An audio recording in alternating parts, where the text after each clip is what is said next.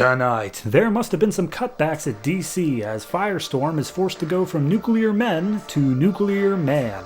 Superman decides to spend its origin issue asking more questions than it answers, and Tom Taylor shows us that every teenager with schizophrenia just might be a superhero. All that and more tonight on the Not So New 52.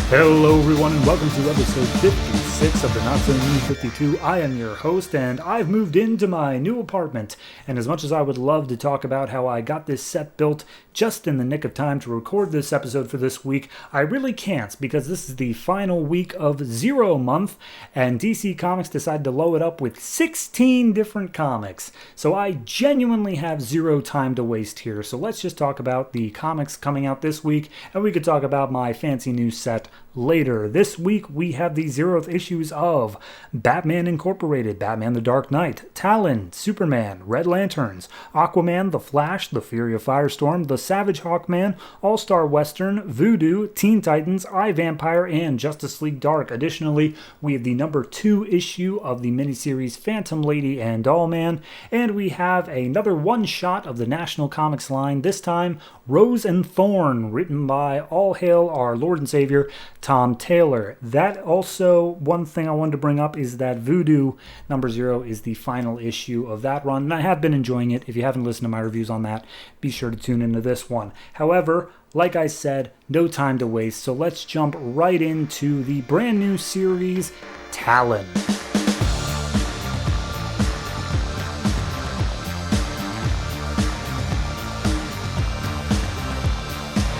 Talon number 0, written by Scott Snyder and James Tynion IV, art by Guillem March. This is introducing us to the brand new character of Calvin Rose, aka an escaped Talon, and this is his origin story, of course. We pick up with him as a child. I think he was only like 8 years old, and his father basically locked him into a dog kennel outside and threw away the key and like chained up all the doors. So Calvin, for 3 straight nights, was bashing against the chain with a rock until finally he managed to escape. And that's his whole thing, is he escapes things. So we cut to 5 years ago. He's now an adult, and he's working as some sort of mechanic on a bridge. He drops a wrench over the edge and makes some small talk with his boss, and is like, oh, hey, look over there across the bridge. There's a guy ready to jump. I'm going to go check it out. And he does some cool rope maneuvers until finally he gets over there, and he sees that the guy on the edge of the bridge is already dead. He has 2 knives in his chest, both of which from the Court of Owl's Talon. And he's like, geez, not again. He gets a knife in the side from a Talon and blacks out shortly. When it comes to, the Talon has him chained up naked in the trunk of a car. And he's like, hey, Court of Owls has sentenced you to die. You really shouldn't have betrayed them like you did. And yeah, I just want to see if all the hype around you is really worth it. So see if you can escape this. And, by the way, his boss is also killed in the front of the car, but the car goes off the edge of the bridge down into the water below, and then we get the actual origin story. So, when he ran away from that dog kennel, he was picked up by the leader of Haley Circus. I don't know if it was the same guy Dick met, but basically he talked to the escape artist that they had at the circus. Escape artist showed him all of his tricks until finally he was ready to perform in his own act. But the night that he was ready to do it, he was to put on a private performance for someone, and they shut off all the lights, and he was panicked because he couldn't see the locks. But in the end, he found his calm, got his center, and managed to escape. And when he saw the person he was performing for, the guy's like, hey, that's pretty good. How much do you know about owls? And of course, this guy represents the Court of Owls, picking out their new Talon.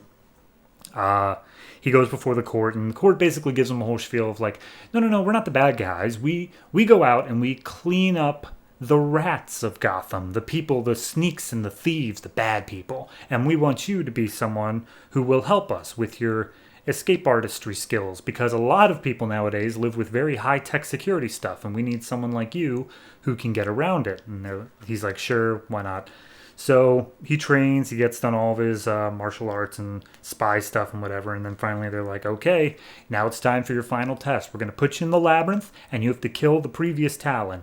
And so he gets down there, and the other Talon, of course, puts up a fight, but Calvin gets the upper hand on him. And they're like, all right, slice his throat. And there's a little baby there with them, like, looks like 2 years old, and it's like, all right, close your eyes, little one, you don't need to see this. And the little one's like, no, let me watch him slit his throat. So anyway, he slits his throat, but like as soon as he does, he's like, oh geez, I killed a guy. Oh, I've committed murder. And the Court of Owls is like, all right, now you need to stay in the labyrinth until you go crazy, thus proving your devotion to us. But Calvin's like, I killed a guy. Oh, geez. So he just manages to backtrack his way to the entrance of the labyrinth and get out, which apparently no Court of Owls member or Talon has ever done before. So they're all like, oh, wow, okay, he's pretty good. Sweet, awesome. Yeah, congratulations to Talon Calvin. But he's, of course, still very triggered by the fact he had to kill a guy. So then we see his first mission is for someone named Eric Washington. He was a CEO of a security firm. Court of Owls wants him dead, but because he was a security firm, he has top-tier security on his apartment. Turns out he already died. However, all of his stuff was left to his wife, his widow, and so they're like, okay, you have to end his bloodline. You have to make sure that, everyone who would inherit his stuff is gone. So Calvin busts in, and he's like, it's kind of weird that they said end the bloodline. That's kind of weird. Oh, sorry, my bad. It wasn't his wife. It was his 23-year-old daughter, Casey. My bad. So it's like weird they said end his bloodline instead of saying Casey specifically. But whatever, I'll do the job. But when you get in there, find out the reason they didn't say her specifically was that she actually has a 2-year-old daughter herself. So the Court of Owls wants them to kill a 2-year-old girl. And he's like, that goes against the whole cleaning up Gotham thing I was sold. So he panics for a second long enough for her to notice him. He knocks her out, takes both the baby and her out of the building, and basically is just like, all right, guess I'm on the run now because the Court of Owls is not going to be happy I did this. So then we cut back to 5 years ago when he's after he left. The car is sinking down into the ocean, and he recalls a thing from Houdini where you always keep a lockpick in the callus of your foot. So he takes that out, manages to break the lock, gets out of the car. We see the Talon is watching the water from above. Calvin manages to sneak up on him, smacks him in the back of the head with a chain, asks him where his pants are, and then they basically get into a whole thing where the Court of Owls is like, hey, or the Talon's like, hey, the Court of Owls wants you, alive or dead, and they're going to get you one of these days. And Calvin's like, what use would they have for me if I'm dead? And he's like, oh, you have no idea what happened in the events of Batman Court of Owls, did you? Calvin's like, that hasn't happened yet. Anyway, bye. So he hops in a car, drives away, and he's like, all right, this is my story. This is where we'll end up. I like it. I think it's a nice little thing of, okay, we've set up this established thing of Talons and Court of Owls. We've now just going to expand it with, there was one who managed to escape, and he's just been living on the outside of the system or whatnot. It doesn't really say how he's going to be a hero or anything like that, but it established his skill set, it established his moral compass. It did everything a good first issue should do, along with establishing his origin as well. So overall, I got to say, this is probably This is an 8.5 for me, if I had to be honest. This one's very well done, and I look forward to reading the rest of the series.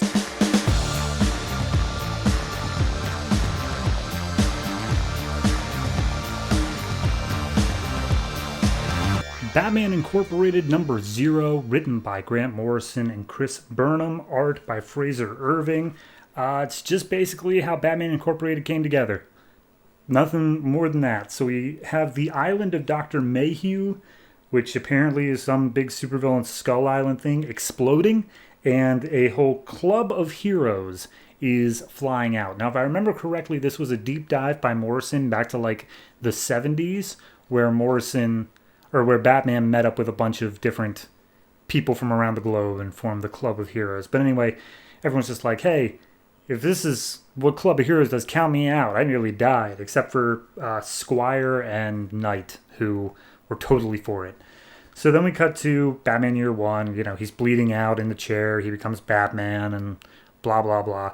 And then he has a vision of Leviathan and some future thing. And he's like, all right, gotta make Batman Incorporated. So he goes up to Wayne Industries and basically pitches them the idea of like, hey, we've got a bunch of stuff we're doing that helps the world. How about we do something that like is proactive, and we're going to, with the full cooperation of Batman, we're going to fund vigilantes more or less around the world and keeping crime down, including in this very office, as we see Batman and Robin, who Batman is, I'm assuming, played by Dick Grayson at this point, arrests a board member for like embezzling money. And so all the other board members are like, oh, geez, okay, he's serious. Yeah, sure, clap, clap, clap, Batman Incorporated. So then we see them making like some machines for some reason, which all are bat-based, and then Bruce sees this and he's like, no, we need real people, flesh and blood. So then we go on the recruitment from the beginning of Avengers, where immediately Knight and Squire are in on it. Batman steps by, immediately solves like a murder that they're working on, and just says like, hey, I've got another thing for you. You guys in? And they're like, always. And then we go to the Australian one, where he's a tattoo artist. He just finishes up some work on the guy, and then he's attacked by some weird like invisibility themed guy whose name is Dark Ranger, and they get into a bit of a skiff. Dark Ranger uses his ability, or not his ability, but his smarts to throw some ink on the guy so he's not able to turn invisible, and then the invisible guy unmasks once he's got like a gun to his head and just like, hey, it's actually me, it's Knight, and Batman wants you to be part of his team. And he's like, me? Why me? I'm not anything. I gave up my identity. I don't have a reputation. And he's like, well, he said he wanted you by name. He said, get me Johnny Riley. So here, you join Batman Incorporated. So then we see Batman and Robin are going to recruit the Batman of Russia, who I think died at the beginning of Batman and Robin, like in Batman and Robin #1. So either way, he's totally in. He's like, yeah, sure, whatever. But Russia could use a Batman, and I'd love to be him. And then we cut to this one guy. I don't know what his name is, but his full actual name is Jean-Marie, and he's the Batman of France, quote unquote. And he's like, yeah, no, I'm retiring. Like, I'm not going to keep doing that. But I do have a protege, and he is Night Runner, and he's totally able to like live up to my, I don't know, legend, whatever you want to call it. But he'll take my place. So they got the Batman of France. We go back to Dark Ranger, who is on basically a holographic Skype call with Squire. And Squire's like, hey, man, how's it going? I hear that you might be a little bit doubtful of joining Batman Inc. And he's like, yeah, like, I wasn't even invited to the Mayhew's Island thing back in the day.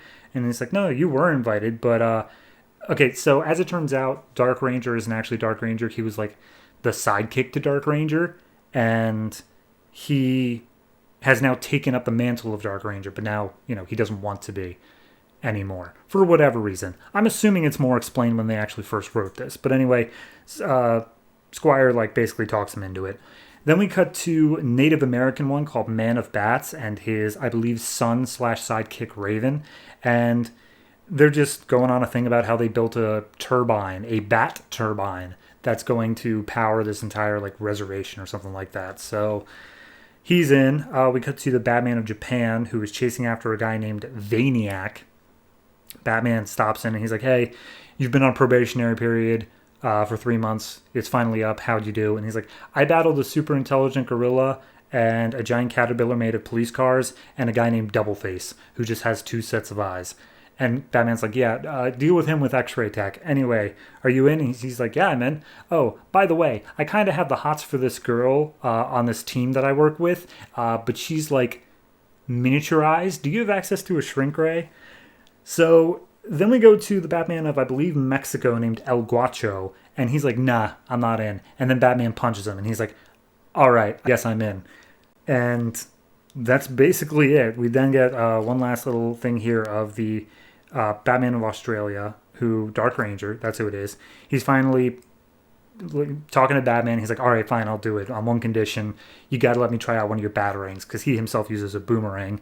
So we see him and Batman teaming up to take down some criminals using batarang and boomerang.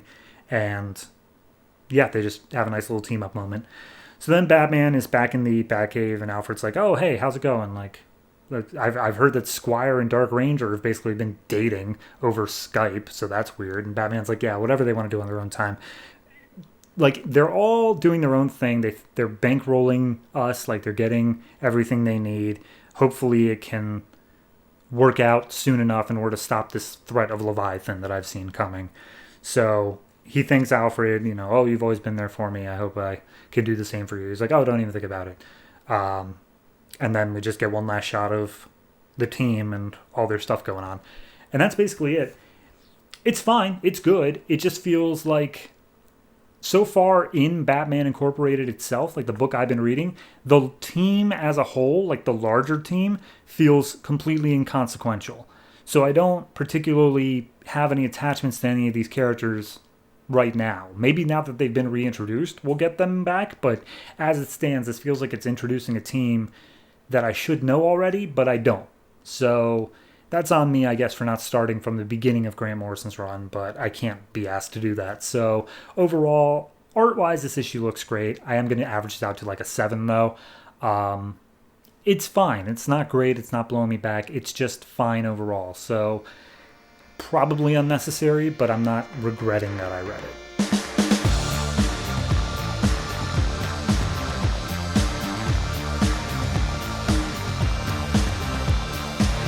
Batman The Dark Knight #0, written by Gregg Hurwitz, art by Mico Suayan and Juan Jose Rip.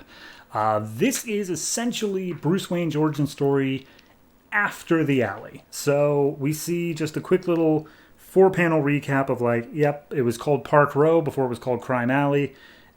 Pearl's falling in the gutter, Martha, and then he's sad. And we see him just finally having to deal with like the grief and like, yes, his parents are gone, and we see him in his parents' closet. All their clothes are laid out on the floor, and Bruce is going through their stuff, and he's remembering his father, the kind-hearted man he was, never did anything wrong. He finds his father's watch and puts it on before finally coming to the terms of like, okay, my dad said there's always a reason for everything. There has to be a reason that my dad died. So he sneaks out of the manor and goes back down to the alley looking for anything. He comes across this homeless man who he goes up and he talks to him. And he's like, hey, mister, my parents died here last week. Did you see anything? And he's like, I didn't see nothing. Oh, hey, wait a minute. You're that Wayne kid. Sucks about your dad, but he probably had a lot of enemies. And Bruce immediately lashes out. He's like, my dad was a great man. He didn't hurt nobody. And the guy's like, yeah, no, like, maybe he was. I don't know. I don't care. But, like, nobody gets that rich without having enemies. And Bruce is just like, please, did you see anything? Help me figure out who did this. And he's like, I'll tell you if you give me that watch. And Bruce is like, I will literally give you anything except this watch. And the guy just turns away. Bruce takes off the watch, hands it to him, says like, okay, there. Now please tell me who did this. Who did you see? And the guy just kicks Bruce over and just like, all right, scram, kid. I stole your watch. Ha, ha, ha. And Bruce just has to go home and cry about it. Some time passes. He's a little bit older. And he's talking to someone who works at Wayne Enterprises. Looks like a janitor, custodian.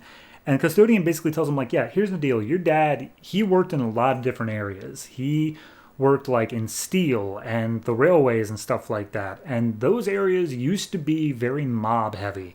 So the mob probably saw your dad as taking out of their pockets, and he made some enemies there. So, like, do your diligence. Look into everybody who had any business dealings with your dad, and I'm sure you'll find who's responsible. So at that point, he goes off to a boarding school. He has no time for friends.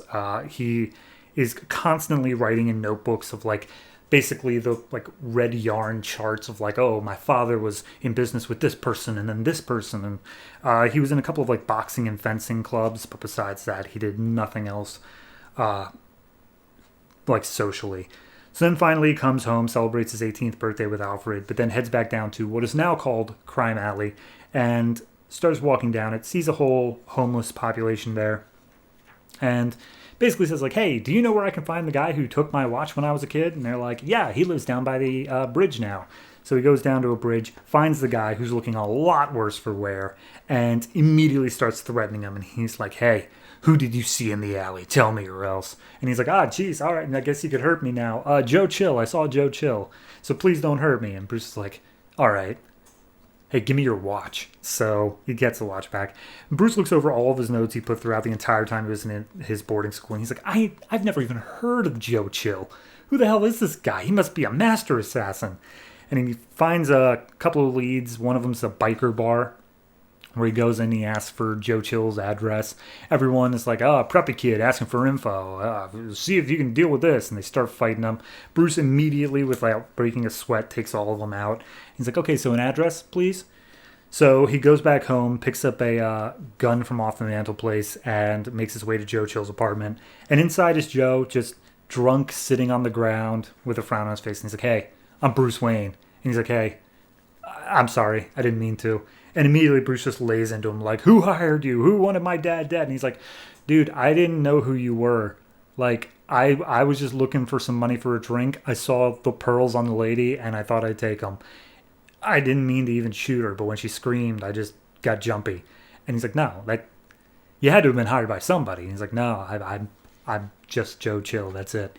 And at that point, Bruce aims the gun at Joe's head looking for revenge, but he pulls it back and walks out, and he's like, this was literally just random chance. Like, it wasn't any sort of hit. It wasn't the Court of Owls. It was just a drunk looking for some money. I can't believe that's it. And so at this point, Bruce makes the decision. He's like, okay, look, someone told me it's a big bad world out there. I can't help but wonder what else it has waiting in its dark alleys, peering out with glinting eyes and a bullet in the chamber. But I do know this, I'm going to find out. And we see him hopping on a plane to Tibet to become Batman. Also, art error on the final page. One of the kids is wearing a Superman t-shirt. I'm pretty sure that breaks everything we know about the New 52 timeline, but whatever. So, this wasn't bad. It was basically just how we know Batman's early origin story. It was that Batman Begins like, yeah, no, he went out and he was going to go kill Joe Chill. It was just retold slightly differently and introduced this thing where, there was a different douchebag in an alley who took his father's watch, and yeah, that was whatever. But it wasn't bad. Like, art was fine. The narration throughout was fine. It was just telling the story of how Bruce became so jaded in his adolescence to then become Batman in his post-teenage years. So overall, I'd give it like a 7. It's fine. It's not great. It's just the Batman origin story with the smallest possible twist.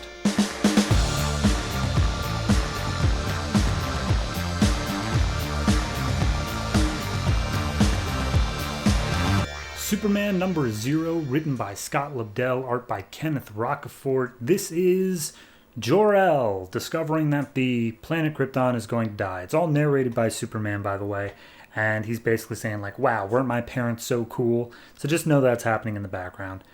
We have Jor-El down in like a mech suit in close to the planet's core, I guess. He says he's 3Z Tektrons beneath the surface. I don't know what that means.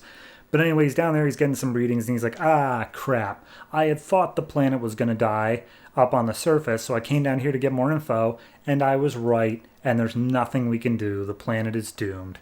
So his wife calls, and her name is Laura, and she's like, hey, I set a timer for when your suit was going to be out of air, and it's about to go off, so maybe you should get up here. And he's like, I got plenty of time. But then his alarm goes off. He's like, okay, I'll be right up. So he makes his way up, and he uncovers a little side of the wall that looks like something organic was crawling out of it. And he's like, nothing should be able to live down here. Does anyone even know this is here? So he goes and takes some readings real quick, and it turns out that there's some somewhat alive goop on his suit, and the goop starts like burning through the mech suit. He's still miles beneath the surface, so he has to very quickly make his way up. Suit's warning him like, danger, you will experience decompression, like toxic decompression if you come up this quickly. He's like, yeah, well, I'm going to die if I don't, so here we go. So he busts his way up to the surface, gets out of his mech suit. He has to lose all of his research that he got down there in the process, but when he gets up to the top, he's like, okay, I need to go back down there again because I lost my research. And they're like, okay, we need to get clearance again because you just literally wrecked an entire mech suit, so chill. So then he goes and talks to a friend named Krahu, and I gotta tell you, this dude looks like young Morgan Freeman, just 100%. It's the first thing I saw looking at him. But anyway, Krahu is, I guess, someone who's higher up in the council, and Jor-El's like, hey, can you let them get me back down there? And he's like, look, you pissed a lot of people off because you keep on, like, saying it's for, you basically aren't playing the political game. You're just focusing on the science, and that's not okay with the Science Council, but, like, I will put in a good word. And he's like, thank you. You are a very good friend of mine, Krahu. So he heads home and he's thinking about like, oh no, there must be some way to save the people. I have to do something. His wife comes up and tells him like, hey, by the way, I'm pregnant. And she's like, oh, that's incredible. That's great. I'm so happy for us. Oh, God, I got to figure out something. So then they look over the balcony and the science center that I just came from explodes. And Laura is, I guess, some sort of nurse, physician. She is immediately like, oh, there's going to be injured people. We got to go. And he's like, yeah, I'll be right after you. That explosion cannot be coincidence, considering that is literally like where I just came from and would have been my only way back down to the core of the planet. So he thinks there's some sort of conspiracy to stop him from getting back down there. He immediately rushes after Laura in order to stop her from going there because clearly the conspiracy would want to kill him and his family too. And when he gets out to the front room, Laura's being held hostage by some group of, I forget her name, Arana. Is the woman who's leading them. And he's like, hey, you're going to listen to what we have to say or we're going to kill your wife slowly. And Jor-El's like, please, there's no need for bloodshed. And Arana's like, too late for that. We're gonna do what we have to. And Jor-El's like, I wasn't talking to you. And immediately Laura starts kicking all of their asses because I guess she learned all of her skills at a military academy. So they all start going down from Laura. They manage to make a mild escape as even more backup shows up. Apparently coming from basically a doomsday cult that is being led by a being called the Eradicator. And they're like, all right, we got to kill Jor-El before he heralds the doomsday, before it's like, while they can still do something about it. So Laura's asking what the hell's going on. Jor-El's like, can we just table that for like just a second? And so she's like, all right, fine. Just give me a minute. So she splits off. Jor-El's still being hunted down by the rest of the guys. And they start monologuing their whole plan of like, yes, it's a doomsday cult. We will be taking out all life in the galaxy, if not the omniverse. And Jor-El's like, okay, by the way, this is my Phantom Zone projector. And he immediately zaps all of them except for the one girl, Arana, into the Phantom Zone. And Arana comes up with a gun to his head and she's like, you could have joined us, Jor-El. That's the whole reason we came here today. But then Laura comes up, stabs her in the side and says like, well, I missed her vital organs, but she'll think twice about showing up again. And Arana's down on the ground. She's like, oh, there's nothing you can do, Jor-El. It's too late. And she starts like self-destructing. And she's like, the only thing we can trust in the universe is death. And she fades away. And like I said, Superman Kal-El has been narrating this whole thing. And he's like, and how do I know all of this, you ask? Because I was there. And we see Kal-El in like a black suit on top of one of the buildings saying like, I am Kal-El and I am Krypton's last son. So somehow he traveled back in time to Krypton and saw this happening. Guess we'll get there. Short little epilogue. Some other place on Krypton on top of Mount Rao, some being arrived in a spaceship. He is a herald for a divine beast who has existed since the beginning of the universe and will exist till the end, called the Oracle. And he goes up to the top of Mount Rao, the herald does, and he blows his mighty horn. And then I guess Krypton is doomed, but it says it can only be saved now by the last son. So yeah, I don't know. We're just setting up more future stuff. I mean, it's fine. It's the story of Krypton exploding just slightly before that, where Jor-El's making the decision, and we find out that it's actually maybe something of a doomsday cult, which I don't know if I like, because there is something to it being just an unavoidable thing that happens because of either their own hubris of not listening or just natural disaster, just accidental. So there is something to say about that. For it to be some part of a mastermind plan of a villain is kind of like, I'm not a huge fan of that, but it's not the worst. So overall, I would say this is like Kenneth Rocafort art really busted up, so I'm going to give it a 7.5. It looks fantastic, and it does give just a bit more characterization, along with setting up future plots. So 7.5, I definitely did like it. Enjoy it sounds like a strong word, but I liked it.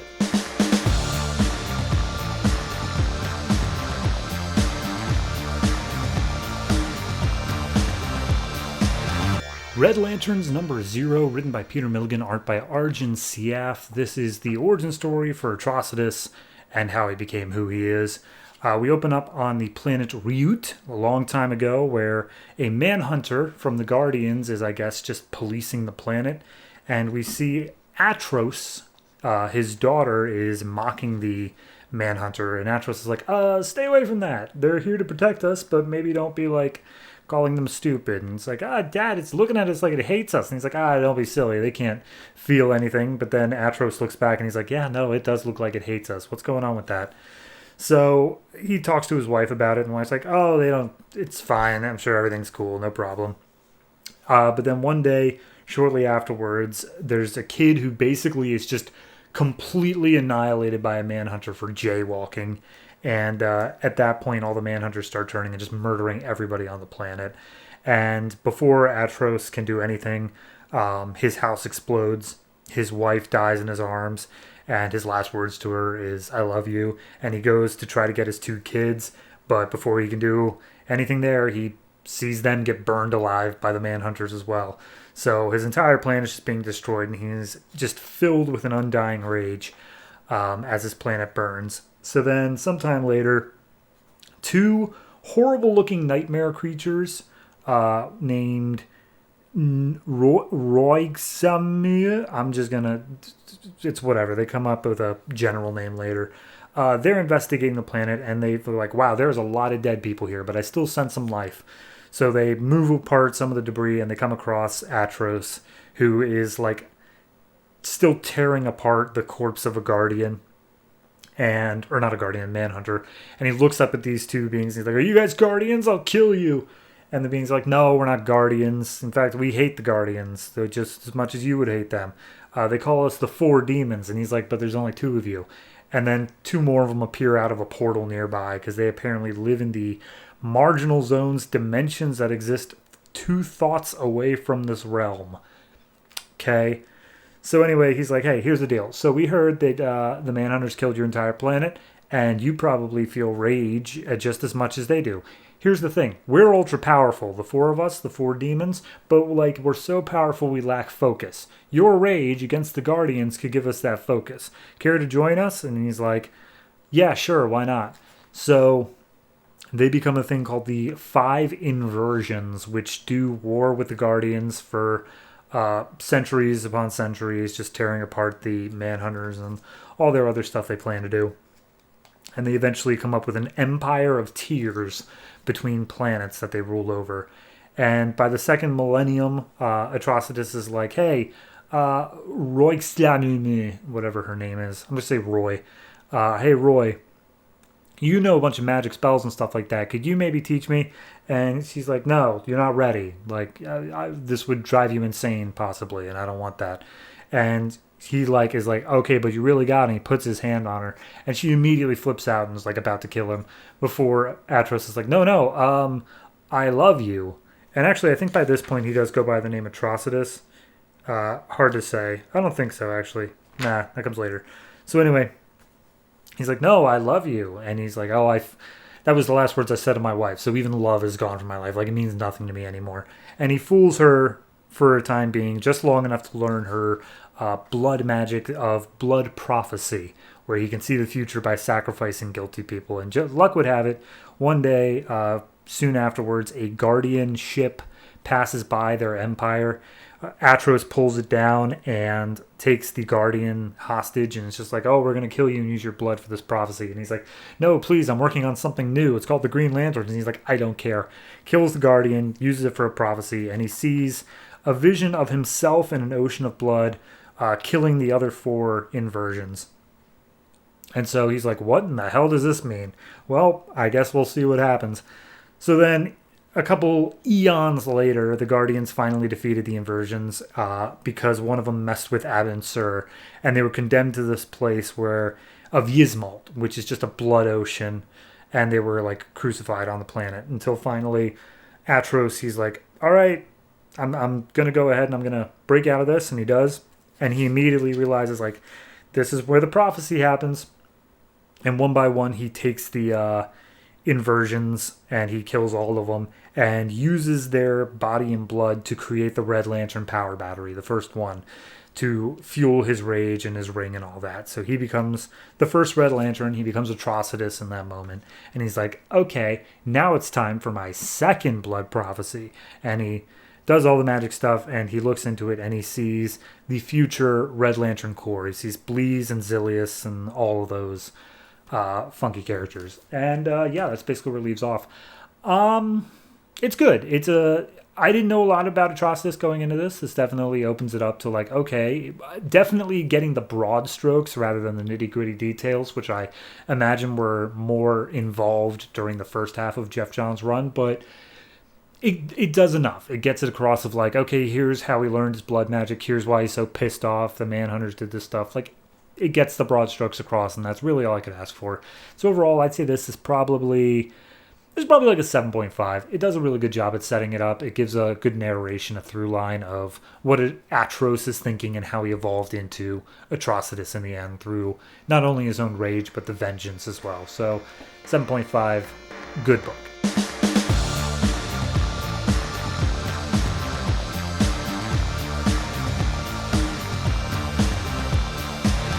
Aquaman number 0, written by Geoff Johns, art by Ivan Reis. This is basically just early days Aquaman. So 6 years ago, before everything happened, which frankly doesn't seem like enough time to me, timeline-wise, but whatever. We see that Black Manta, the whole thing between Aquaman and Black Manta happened where Arthur Curry's father, Thomas Curry, was injured, and he's on his deathbed now. And basically his dad tells him, like, hey, look, here's the thing. When I'm gone, Arthur, I just need you to find Atlantis, find your mom, and tell her that I love her and I never stopped waiting for her. And then he dies.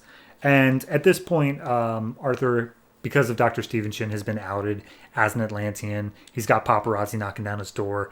And he just, like, his father's funeral's today, and he just bashes out the door. And he's like, what do you want from me? And he's like, we just want to know who you are. And he's like, I ain't one of you. Peace. And he takes off his shirt, dives into the ocean, and seemingly goes on the hunt for Atlantis.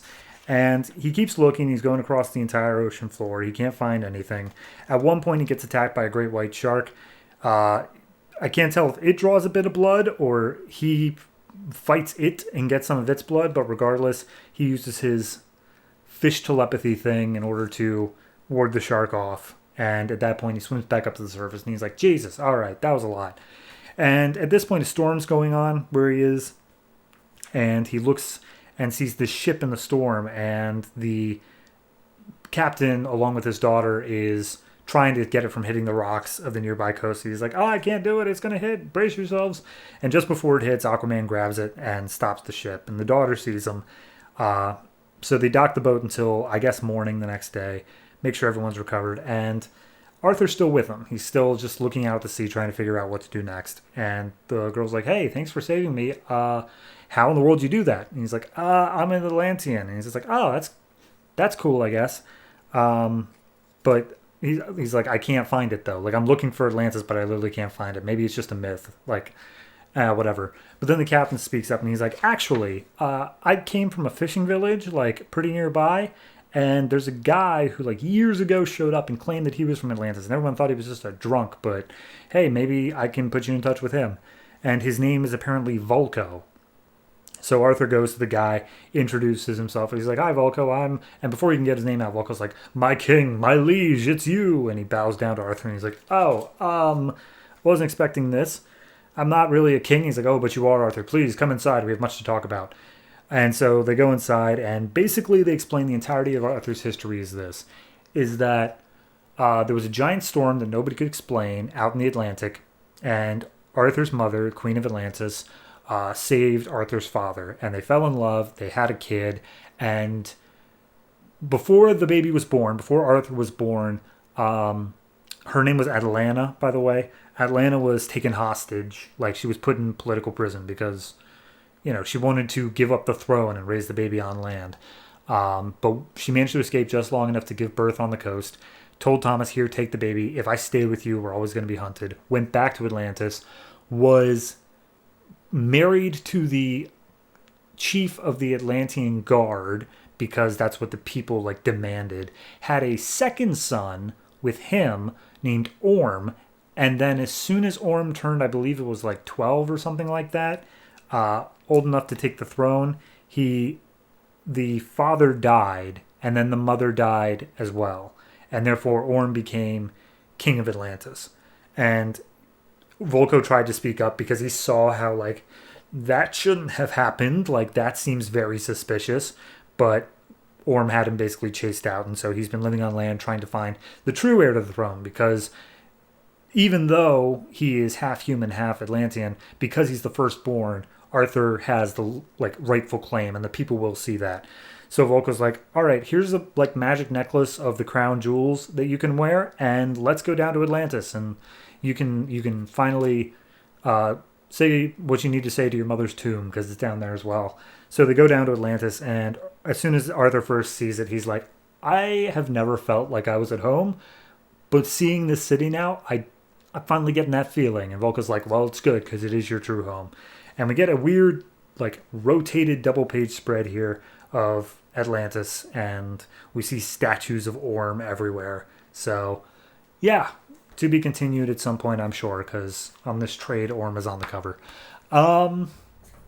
I like it. I think it took just enough time of just letting it breathe, of him just, that long search of him searching for Atlantis, he was on his own. And there was no, like, narration boxes or thought bubbles or him talking to himself. It was just him looking for it peacefully and quietly until the shark showed up, which was also quiet. Like, it didn't ever feel the need to justify, like, how he was feeling. It just let the story tell itself. And I think there's something definitely well done about that. Overall, I give this issue, I give it an 8. It sets up a good amount of future stuff while also just giving the backstory of, like, hey, for those of you who don't know how Aquaman came to be, here it is, as well as setting up the future stuff. So 8 overall, definitely enjoyed it. Art was always a treat as well. Ivan Reis does a fantastic job here.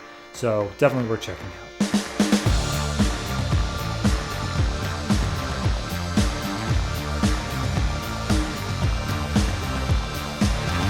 The Flash number 0, written by Francis Manapul and Brian Buccellato, art by Francis Manapul. This is a story pretty much told in flashback, but it's all of Barry's thoughts and such the night he was struck by lightning. So he was visiting his father in jail, and his father's like, hey, look, you keep coming down here trying to prove my innocence. You can never find anything. Just, I did it, okay? I did it. Stop looking, like, live your life. And Barry's pissed off that he can't find anything to free his dad. And of course, struck by lightning. And then we go back even further to his childhood, and we get the walkthrough of all that. So, he's got a spelling bee coming up at school. His mother, Nora, is telling him, like, hey, look, you're going to do fine. Don't stress about it. And even if, you end up going out on the first word, then, hey, you just get to go home early. No big deal. Just slow down. Take your time. And his mom gave him a nice little bow tie and everything like that, and was about to send him out the door. His father's the one driving them. And then, as Barry's walking out, we see that his mom served his dad divorce papers. So things were on the rock there, but, it's something that they're dealing with. So later on, after the spelling bee, his mom went off to work. The dad was the one who was taking care of Barry at home. When the mom came back, he was like, oh, how'd you do? And he's like, I came in first. There's a trophy and everything. I got to let you see it. But before he can go get the trophy, the dad interrupts and says, like, Barry, how about you go down to the bookstore for a while? Your mom and I need to talk. So they immediately, of course, get in an argument about the divorce papers and whatnot. And this whole time, after this, Barry is in, like, a hospital in a coma because, the lightning strike happened. This is him remembering after the fact.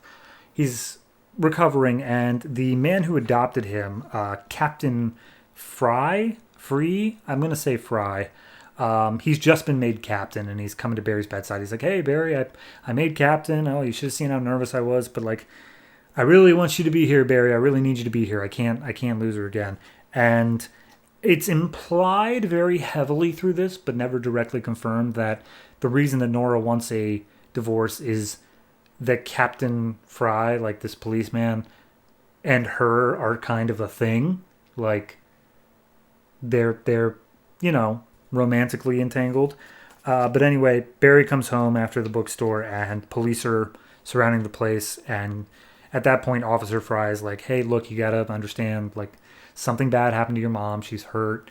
We're going to look at the evidence, and wherever the evidence points us, that's who we're going to go to, okay?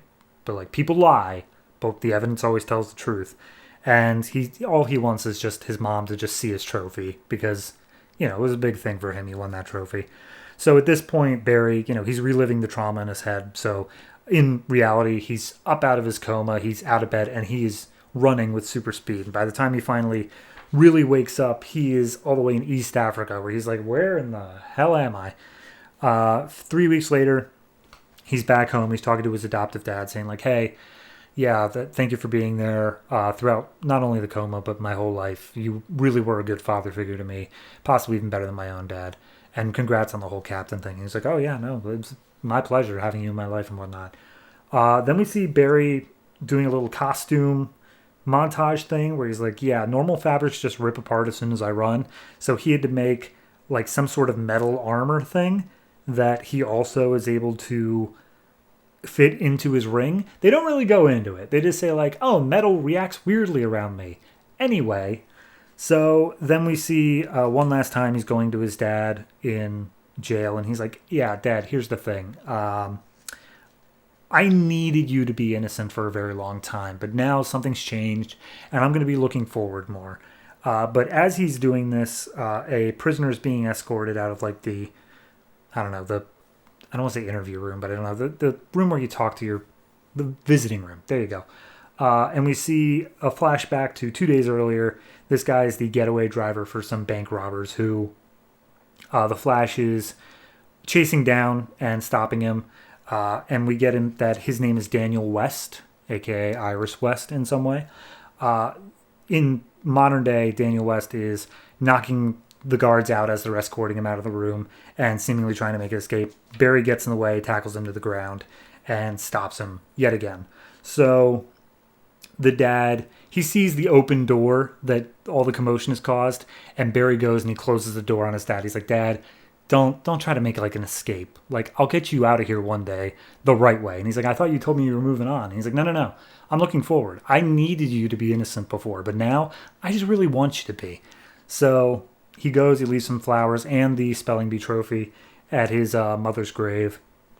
He puts on his Flash outfit, and now he is the Flash. So yeah, that's the gist of it. So it's a really well-told story. It doesn't do anything like, I caught the Flash TV show here and there, so I know the origin of all this. I also know the truth about Barry's dad, if assuming the comics follow that, but no, it's good. It's a solid, well-told story.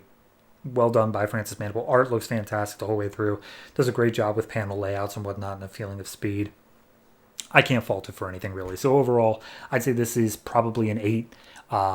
My only criticism of it is that it's literally just a story that I'm familiar with. It does lay down that Daniel West thing, which I do think is going to come into major play later, but for now, it's just the basic origin story and showing one of Barry's earliest takedowns, because he literally says like, hey, I came up with the name The Flash. What do you think? So yeah, you would be forgiven of thinking that was just any other random stop rather than something that would probably lead into a future story because of the Daniel West tie-in. So anyway, 8, very good.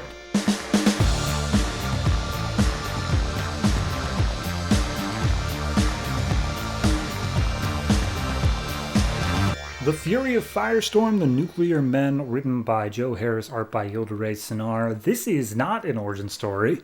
This is just the next chapter, but it kind of is an origin story. It's confusing. So, after the last issue where they beat Posar and like some other stuff with the Firestorm protocols, they de-transformed and then walked away. It turns out that they lost their powers there, seemingly.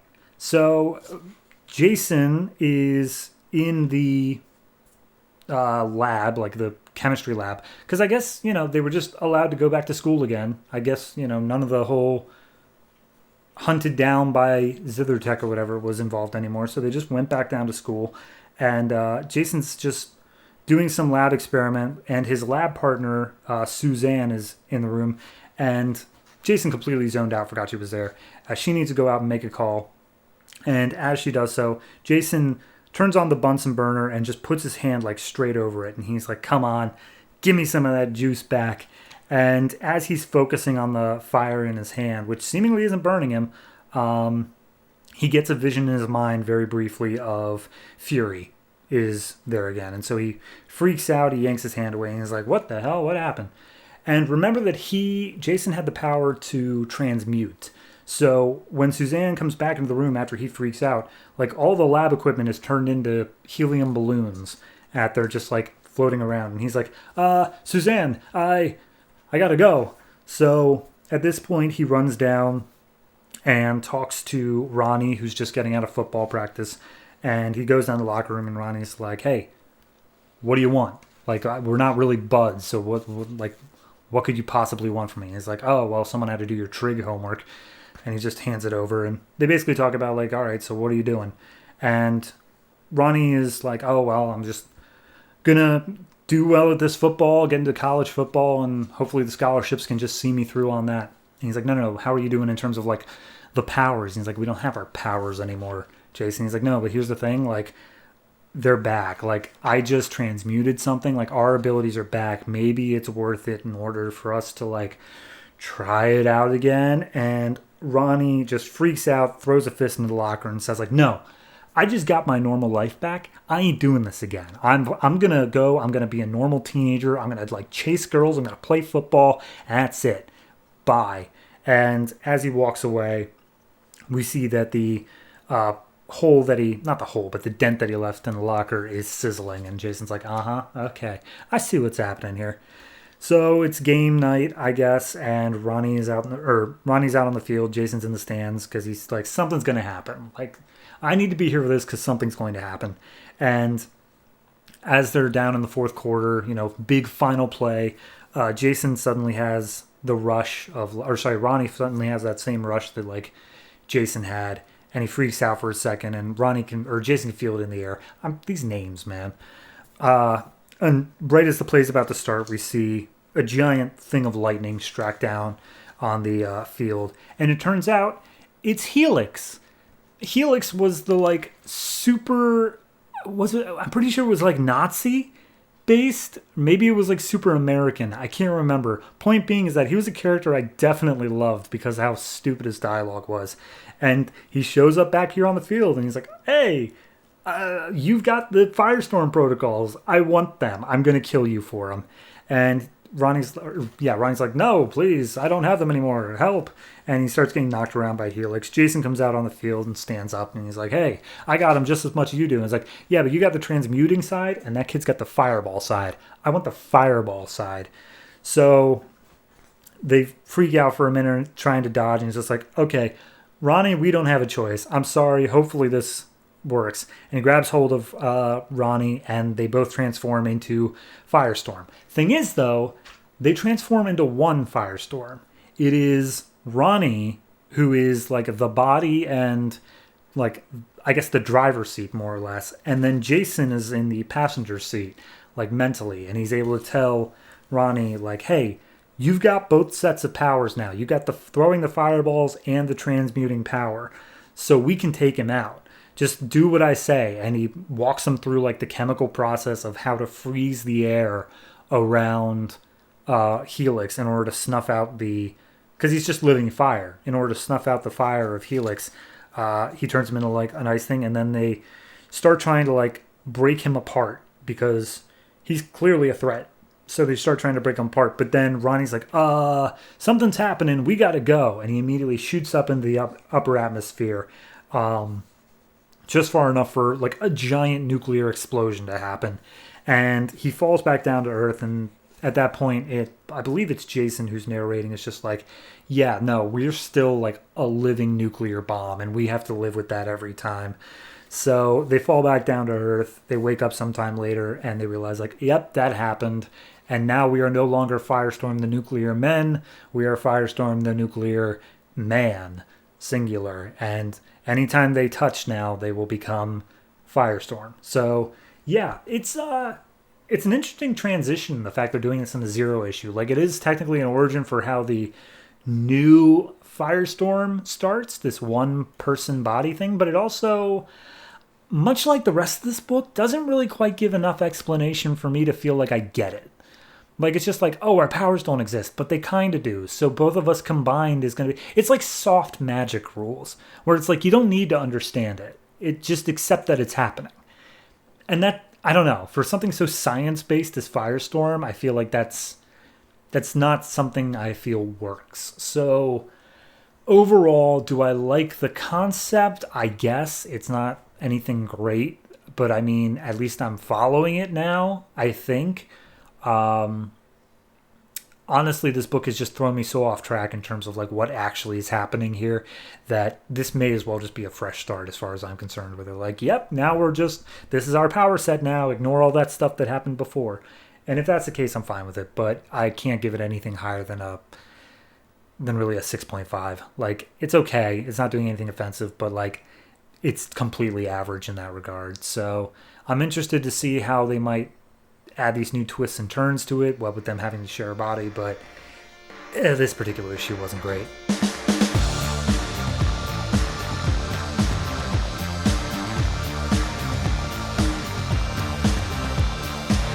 Savage Hawkman number 0, written by Rob Liefeld and Mark Poulton, art by Joe Bennett. This is essentially the final days of Thanagar, ?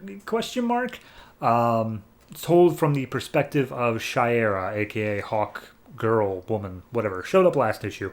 So we have a three-way war between the Zarnians, the Daemonites, and the Thanagarians. Zarnians, if you don't know, are the people that Lobo comes from, and Daemonites are, of course, their own thing. But the Thanagarians are the Hawk people, and basically the Hawk people were able to fly and therefore maneuver around their big clunky spaceships of their enemies, and therefore they won the war. And there's the royal family, which is king and queen of what's their names. Oldest son named Corsair, youngest daughter named Shayera, and lover of Shayera named Qatar Hole, who is essentially part of the family at this point. Corsair really wants more war, Qatar wants more peace, and the king decides to side with Qatar. And so he says, all right, there's been enough bloodshed. We've won the war, and now everybody can live in peace together. So he calls together a meeting of all these different sides. They all cheer like, hooray, Thanagar, whatever.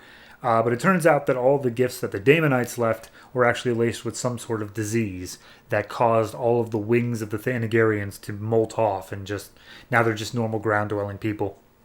And the king, already being old and frail, he dies, and he leaves his son in charge with the message, rise above war. Don't fall back into that mindset anymore. So Corsair's meaning is like, okay, here's the thing. I know my dad said rise above war, but I really like war. So what we're going to do is we're going to go out mining for nth metal, and that's going to be what turns the tide of the war. And Qatar's like, that is extremely dangerous, and will put many lives on the risk. And he's like, yep, that's why we're doing it. So they do end up mining some nth metal, but the entire mining operation goes like down just to get a small bit of it. And he's like, damn it. All right, well, let's see what we got. And he touches the nth metal, and it turns into like this weapon on his arm that he's able to control with his mind. And he's like, this is perfect. This is exactly what we need. We're going to mine more of it. And Qatar's talking to Shayera like, I think he might be getting in a little over his head. And Shayera's like, oh, he cares about his planet. Don't worry about it. So they go out mining some more. And this time the mining rig goes down because it's a sandworm. From like Dune, it's just a giant sandworm that just demolishes the whole base. And it's just like, well, guess that's that then, because we can't deal with sandworms. But they did get a little bit more nth metal out of it. And this time Qatar touches it because he's like, oh, well, let's see what's going on here. And it molds to his body and becomes the standard, as we know it, Hawkman armor. And immediately as he does so, his wings reform as well, which didn't happen with Corsair. And they're like, oh my god, see, this is what we need. We're going to become like a superpower again. We can easily take on those other two planets. This is exactly what we need. So, yep, we're going to go back into war. And Qatar's like, no, dude, this nth metal, it gave us the gift that we can bring back our people to their like sovereignty. Yes, but like, we don't got to go back to war again. And he's like, I am your king, and you're going to listen to me. So, shortly thereafter, news comes out that Lobo has wiped out his entire race of the Zarnians. And Qatar's like, isn't that horrible? And Qatar's like, we could totally rule them like right now. We only need like to take out the one dude. Let's swoop in there, take over all their resources. And Qatar's like, no, dude, come on, stop it with the war stuff. And basically, they just get into a fight. Corsair has his nth metal like start to merge over him, looking more like Hawkman armor, but it doesn't quite do it for whatever reason. And then Qatar's armor, it fully takes size, and he's like, the nth metal chooses that who will not corrupt it, and I, being pure of heart, blah blah blah. Corsair attacks him and ends up shocking himself in a computer monitor, which just instantly kills him. And then that's when Shire comes in and says, you killed my brother. You are hereby banished, and also we're going to try to kill you. So he hops on a ship, flies into deep space, and nobody ever sees him again until the events of issue 12, where Shire shows up and is just like, I'm going to strip the nth metal off of you, and then we will see what you know about killing my brother. You will face consequences for that crime. Okay, so I like it in terms of it's a good Thanagarian backstory, but we have pretty much established that this is Carter Hall and not Qatar Hall. So if we're doing the reincarnation thing, I'm okay with that. If we're doing the amnesia thing, where he just didn't remember he was an alien, like, I feel like we should have had some hint of that before, where, like, he didn't know about his life beforehand. I'm not saying we're not going to cover this, because clearly we will, but it's weird to me that we've just delved into this whole, like, alien backstory thing, where technically it's Hawkman's origin, but it's also not. So, I don't know. I'm just interested to see where it'll go from there. Writing-wise, art-wise, it's all fine. Nothing great, nothing standout. Yeah, it's just a standard kind of origin issue, really. So overall, I'd say this probably gets this gets like a 6.5, if I had to be honest. It's nothing blowing me away, but it's perfectly fine on its own. So I guess it's worth checking out, but you're also not missing anything.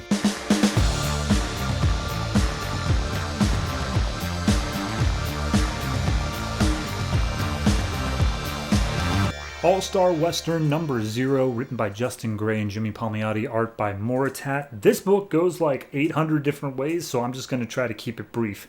We open up at the moment of Jonah's birth, and his father's outside of a log cabin while the mother's inside giving birth.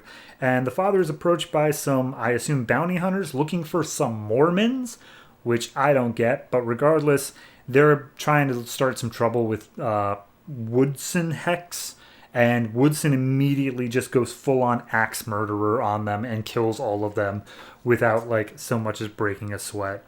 Jonah's born, and then a few years pass, and we see that Woodson has fallen on hard times. He's become a drunk. His mother is constantly like, or I say Jonah's mother is constantly like, hey, like, you're not providing for this family. You're constantly getting drunk. You're losing all of our money. And Woodson is very abusive to her. At one point, Jonah stands up to him, has a gun, like, trained at his head, just like, leave mama alone, or else I'm going to pull the trigger. And he, like, pretends for a second to be like, oh, I'm such a bad father. You have every right to aim that gun at my head, which lowers his guard enough for Woodson to turn around and start beating the crap out of Jonah as well. Then Jonah's mom gets the gun, tells Woodson, like, hey, get out of here until you're sober, and maybe even then don't come back. So, again, a little bit of time has passed. It might even be the next day, for all I know.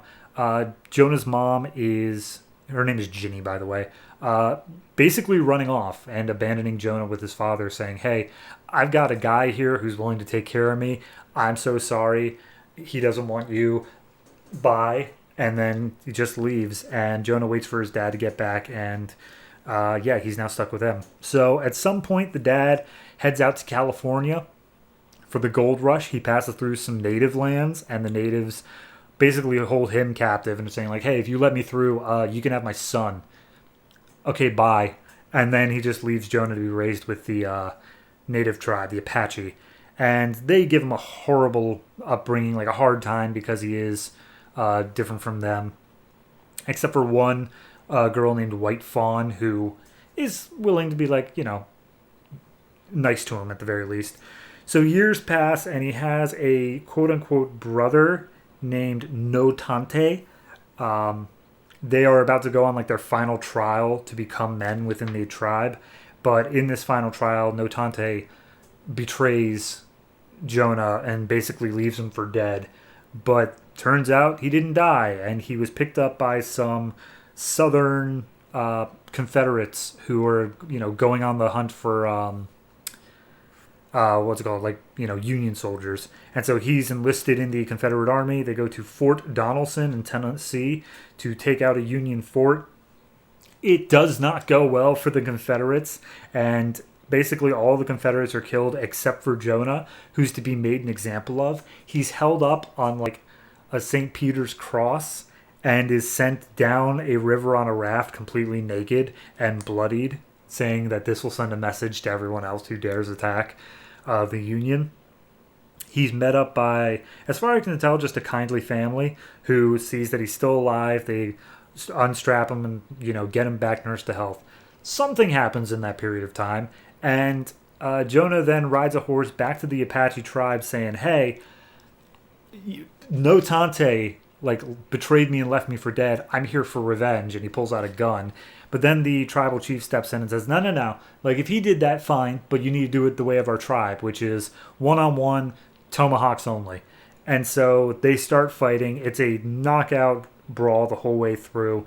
And by the end of it, Notante is apparently one who, picked out the weapons, and the weapon that he gave Jonah was not properly prepared, so it falls apart. And Jonah saw this betrayal coming again, and so he pulls a knife out from his boot and stabs Notante.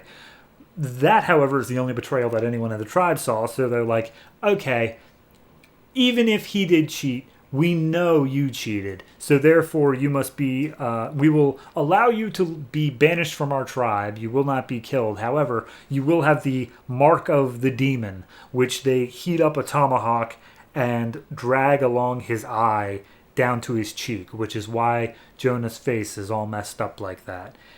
And then we cut to present day. Jonah's drunk. He's recounting this whole story to Arkham and the young man who has just arrived as of last issue. And he's like, yep, that's how it happened. Anyway, so what do you want, dude? And the guy's like, there's something that happened recently. There's some item in Gotham that my employer seeks to retrieve, and it's causing more murders and violent behavior. And he's like, all right, well, Gotham sucks. Anyway, I'm going to bed. And he goes up with, I'm blanking on her name, Tallulah. So then we get one more page of elsewhere in Gotham City. Haley Circus is in town. Some guy comes back with a potion, and he talks to one of the snake oil salesmen saying, hey, this potion, it cured my leg. It's actually the real deal. Can we make this? Because we could be rich.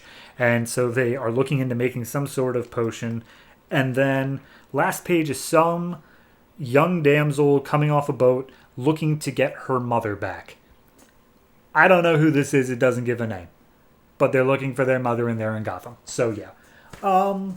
No, I mean, barring those last couple pages, the issue as a whole, good origin story for Jonah. I get the gist of everything laid out. It doesn't overindulge in anything of oh, well, here's his abusive father, and we're just going to focus on that the whole time. No, it's here's all the major points in his history leading up to now. And now we're, now you get it. Here's how he joined the Confederacy. Here's how he got that mark on his face. Here's why he doesn't trust anybody. You got it. It's a solid origin story throughout. The last few pages, just makes it tie into, I guess, the story as a whole, really. So, overall, I'd say it's a 7. It's a low 7, but it's a 7. Art is the same as it has been throughout the whole series. It's what I come to expect. It's fine throughout. It's a good origin story, but it's just good. It's nothing great. So, 7 for this.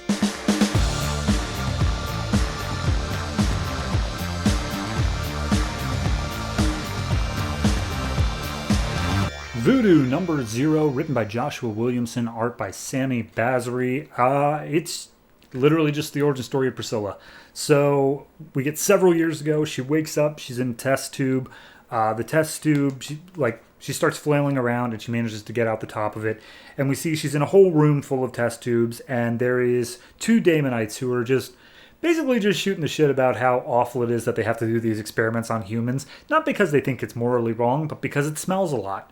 So they're like, oh man, let's just give all this exposition of how the lords believe there's a prophecy and these hybrids are the next step to doing this prophecy and blah de blah de blah. And Priscilla overhears all of this and she's like, wait a minute, he used the word slaves somewhere in there. Not up for that. So she unplugs herself from all the stuff and immediately flashes back to like, oh yeah, there was like the most stereotypical UFO and like abduction thing where there was a bright light in the sky and then all of a sudden I was being probed. I should get out of here. So she starts sneaking around the ship trying to find a way out. She does come across one panel of screens that has a picture of Hellspawn and a picture of Grifter on it. So there's that. But then they Daemonites come across her and they're like, whoa, hey, how did you get out? All right, whatever. Grab her, put her back in. And she, of course, starts running. She runs past basically a prison cell that's holding a bunch of other hybrids in it. And they're all just like, hey, I don't know how you got out, but could you let us out? And she's like, no, I'll be back. And so she just continues to run away. One of the Daemonites gets a hand on her, and she immediately transforms into her like wings and messed up arms. And at that point, the Daemon's like, oh crap, it worked. Hey guys, we got a hybrid that worked. Hey, you're going to be our salvation. And she's like, what? No, shut up. I'm going away. And so she sees a window on the ship, which, sure, why not? And she immediately goes and bashes through it and starts falling through the upper atmosphere. The other Daemonites are wearing, as far as I can tell, jetpacks that they're using to fly after her because she has her own wings. And so she's fighting them off as she's falling with style, more or less. And then all of a sudden, another airplane shows up full of Black Razors, the alien hunting, humans, teams, whatever it was from the end of the last arc. And they all come in and start wrecking Daemonite ass. And Daemonites are like, jeez, the Black Razors, everyone bail. And they all run away. Black Razors save Priscilla. And Priscilla's immediately like, hey, you need to find that ship. There are other people on board, and they're all being experimented on. They're all humans. You got to go up there and help. And the Black Razors are like, okay. Well, that's something. Anyway, they set her down on the ground, and she's like, thank you for letting me be safe and be free. And then one of the Black Razors zaps her, knocks her out, and says like, hey, we got some weird alien hybrid thing going on here. We need to run some tests on her. And the Black Razors take off their helmet, and I cannot for the life of me remember their names, but it's the two agents from the first issue of the book. Like the ones who were at the strip club the Voodoo was in, it's them when they were Black Razors. Fancy that. So anyway, they go ahead and it's Jess and Evans, my bad. Anyway, so they go ahead and they say like, all right, well, let's get her into incubation. So then we cut back to the Daemonites who are like, okay, so we got a hybrid that works, and we lost it.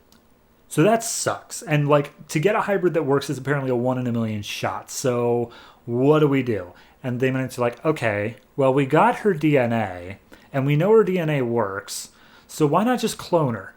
And they're like, that's a good idea. And when we clone her, we can like program her as she's getting up to believe in our stuff. That sounds like a good plan. So they do that, and they program her to be like, hey, yeah, you're working for the Daemonites. What do you know about pole dancing? And then we get to one little clip of now where Grifter's running on rooftops. He's fighting against the Daemonite, runs out of ammo, and last second, save the day. Priscilla shows, it is Priscilla, right? Or is it Voodoo? One of the two. I think Priscilla shows up and says, hey, Grifter, me and you are going to be a team. And that's it. That's the end. I really liked Voodoo throughout. It was an interesting story with a lot of setup, a lot of different like duplicity and who's trusting who here. I liked the whole story overall. This particular issue, I understand it's an origin issue, and if I'm viewing it as that, it did fine. I did a good job of setting up to like, okay, we never did quite explain how Priscilla got her abilities. So I'm okay with it in that regard. But as a series ender, because this is the final issue, it does feel a little bit limp in that it isn't quite giving me like something juicy to hold on to here. I think that really was the last issue. And this one was just kind of out of obligation more so than anything else. The fact we're going to see her again, I'm more than okay with, but I also think we established that last issue as well, so this really didn't add anything to that. Overall, I'd give this one I give this one a 6.5, mainly because it is capping off a story that I really did enjoy, and the art has not faltered pretty much in the entire series. I like the way it looked throughout. So overall, Voodoo, decent book. Probably not worth it if you're not interested in like the Daemonite stuff, but a good read regardless.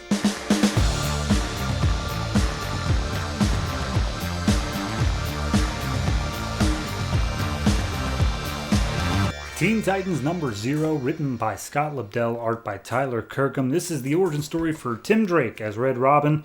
And ostensibly, there might be Bunker and Skitter in this issue too, but there isn't. There is literally none, and I don't know why they even pretended that. So we open up. Tim Drake is at a gymnastics event where he does amazing feats. He's just incredible at everything. And Batman's narrating the whole thing and basically tells us that Tim Drake is incredible at everything. No matter what he does, he always gives 110% and just aces it. And we see his parents in the crowd like, he is the best kid. Oh my God, he's amazing. And they're all just like singing his praises and whatnot. We see afterwards out in the parking lot, his parents are like, we are so proud of you. You want to go out for ice cream, son? What do you want to do? Anything you want, it's yours. And he's like, actually, I got a late night project. I got to go take care of it. See you guys soon. And he's like, no problem, son. You're the best. So during this whole thing, we see an elderly pair of man like making their way into an SUV. And it turns out it's actually Batman and Alfred in disguise. And they're just keeping an eye on Tim because apparently Tim's after-school project he's been working on is just figuring out who Batman is. And apparently he's basically got it. He's like 100% on the path. He knows what's up. And the whole reason he's doing so is that he noticed that Batman's been off his game ever since the death of the previous Robin. And he pieced all that together and he's basically going to say, hey, I'll be your new Robin. And Batman's like, hey, I'm not going to let that happen. So I'm keeping a very close eye on this Tim Drake guy. Especially because he still definitely has a family. So Tim gets in and his dad basically says like, hey, look, you're destined for great things, son. Don't think that it's whatever me or your mother want. Like, it's whatever you want. But no matter what, it's going to be great. And he's like, okay, thanks, Dad. Bye.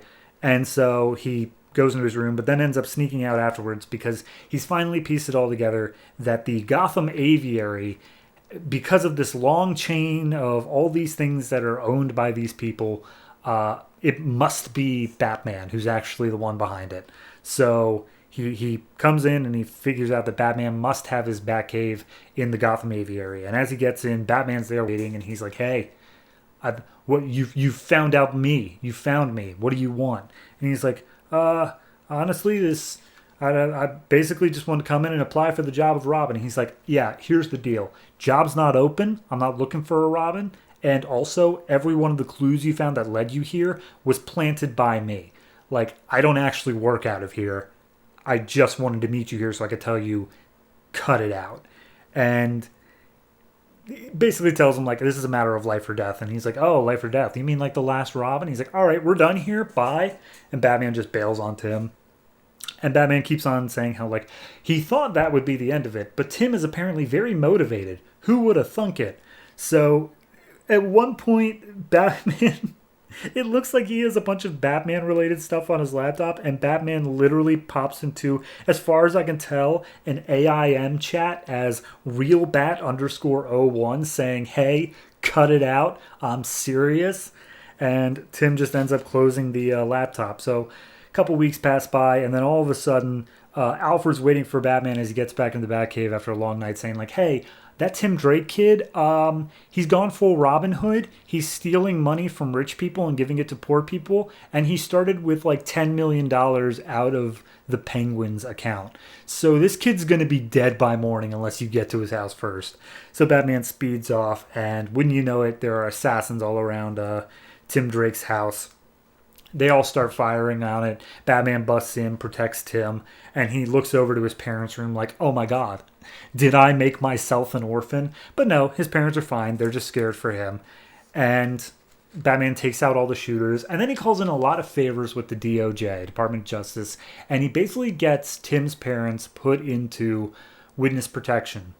But Tim, because Tim has his whole life ahead of him and is like very talented and very well known, he's like, hey, I'm going to take Tim in, Batman says, I'm going to take Tim in, and you're going to live with me, and therefore you can at least be protected while you're with me. And yeah, fine, you can be a Robin. And they shake hands and become partners. Tim says goodbye to his parents because they have to go into witness protection. But then he's like, okay, well, now I'm in the Batcave, and Alfred pulls out Jason's old Robin uniform. He's like, well, here you go. He's like, actually, I'm going to make my own out of respect to Jason. Also, I've got some better ideas. Then we get this one panel that shows Bunker and Skitter, and theoretically that's supposed to be they've always been here, but like, no, they're not. And then Tim shows up, and he's now in his Red Robin gear, and he calls himself Red Robin instead of Robin. And that's how it all began. Okay, yeah, I mean, to be fair, I didn't know that much about Tim going into this. I don't know if this is new canon, or if it's old canon, just brought into the new stuff. I didn't know his parents were still alive. That was a surprise for me.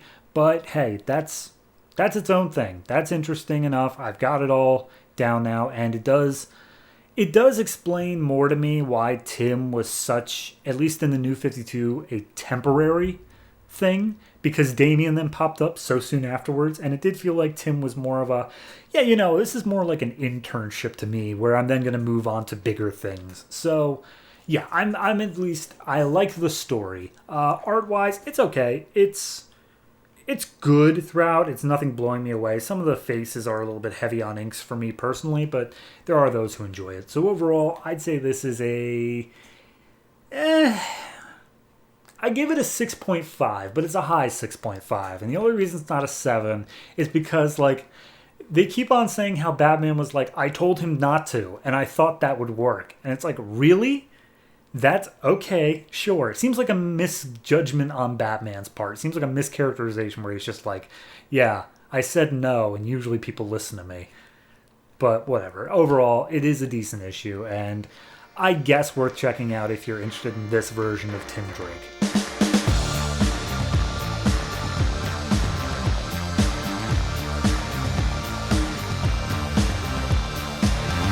I, Vampire number 0, written by Joshua Hale Fialkov, art by Andrea Sorrentino. This is just how Andrew got his powers. So, back in England, 1591, cold and rainy night, and he is currently riding in a carriage away from his, I guess, parents' home. He has fallen in love with a young woman of a different class, a lower class, named Mary, and he's writing to his mother saying, Mother, you must understand, I leave out of love. You would never approve, but you understand love is the most important of all. And as they drive through the rain, their wheel snaps on their carriage and tumbles over. I don't even know what happened to the carriage driver. I think he's just dead. But Andrew his foot's messed up and he's not able to move that fast. And out of the rain appears, I'm not going to bury the lead, though the book does. It's Kane, the first vampire, the one we dealt with for that whole arc. He shows up and he's like, hey, I thought I was going to have to go hungry tonight. This is awesome. And he goes to attack Andrew. Andrew pulls out a small dagger, stabs Kane in the chest, which stops him from being bitten, but it doesn't kill Kane, obviously. And Kane just pulls out the dagger with no problem, snaps it in half, and he's like, don't get me wrong, kid, you're fast, and you literally stab me like where it would kill anybody else, but yeah, I'm not anybody else. And Andrew's like, all right, well, if you're going to kill me, can I at least stand? Like, can I get on my feet and fight? And he's like, oh, yeah, you're brave, sure, whatever. So he pulls Andrew up to his feet, and they just kind of talk for a little bit. They're just like, so, you're some sort of monster. That's cool. What happened here? And he's like, okay, you caught me in a good mood. I'm just going to go ahead and share my backstory. And Kane explains that he was cursed with something. And one day a young woman was about to die. She was cast out of her own village. And Kane went to feed on her. But then she came back as, again, herself a vampire.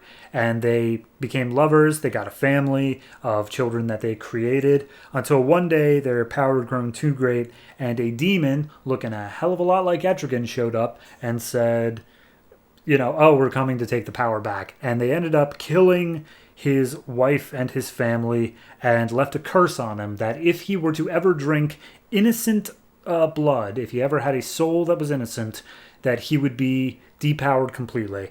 And so at that point, Andrew's like, okay, so How do you know that's not me? Maybe I'm innocent. I feel pretty innocent. And he's like, well, yeah, I guess you could be innocent, but on a night like this, driving away from your family home, I'm going to guess that you're after some little whore. And he's like, don't you dare call her that. So then they eventually get locked into a fight. And he's like, you know what, kid, I'm hungry now, but I'm going to let you at least put up a chase. And he transforms into like his giant wolf form and tells Andrew, like, all right, go ahead, run. I love this part. Andrew runs through the forest praying to God for someone to help him. He ends up tripping over a root, and Cain catches up to him and says, like, well, this is it. I'm going to kill you now. And he's like, wait, you showed mercy to me before. Why not now? And he's like, because I got hungry now. And he goes and he bites Andrew, and wouldn't you know it, Andrew is an innocent soul. And he immediately starts sucking in the power of Cain and blacks out. And when he comes to, he's like, oh my God, I don't know what happened, but I am so hungry. And he immediately starts feeding on all of these rats nearby. And he's like, okay, all right, so I feel better than I ever have before, but also like a big hole is in me now, like my soul is gone. And as he gets up, he sees this woman walking through the woods, and the woman's like, oh, are you all right? Are you okay? And he's like, oh, yeah, sorry to bother you. I'm fine. No problem. And he's like, oh, you speak really proper. Are you sure you're good out here in the dirt? And he's like, I'm good, but maybe you should come here. And he just eats, well, he feeds on the old woman. He doesn't seem to totally kill her, but he does. He immediately is like, oh my God, what have I done? That was a human. Oh, geez. Okay, nope, I'm not doing that again. So then he goes to the place where Mary lives, and he writes her a message saying, hey, I know I said I was going to spend my whole life with you, but you have to understand I can't now. I can't get into it. Please don't come looking for me. Just know I will always love you. And he leaves the note at her door, and the final page is showing the two of them on separate sides of the wall, her crying in the warmth of her castle, him crying out in the rain, and William Shakespeare's sonnet number 116 is written over it, because this couldn't get any more pretentious. But no, that being said, I have always liked this book. I think this book is very well done. I thought Andrew was actually older than that. I guess it doesn't make sense that he would be at the same time as Cain, but I thought that he was, at least a contemporary of Cain. But no, I guess he's only 400 years old, which isn't that much in the grand scheme of things. So yeah, interesting origin. And that Mary did not get changed at the same time. He at least attempted to spare her for a while. So I'd love to see if we explore the point where Mary gets changed by Andrew. That would be an interesting story. But overall, I really do enjoy this. Art style, Sorrentino, magnificent the whole way through. And the plot as a whole is fantastic. So I'm giving this one, and I'm going to give it an 8.5. I really, really, really think that iVampire is something special, and I really hope it holds on to that until the end of the series. So definitely check it out.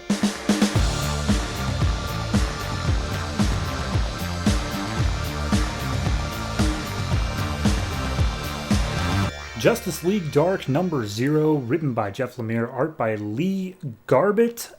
This is the origin story of Constantine and Zatanna, or at least how they came together the first time. So we pick up in New York City, where Constantine is making his way through the airport, getting his passport stamped, and guy's like, hey, what do you plan on doing here, Mr. Constantine? And he's just like, a little bit of black magic, some crazy stuff, and just gives the guy a look. He's like, I'm kidding, I'm here for sightseeing.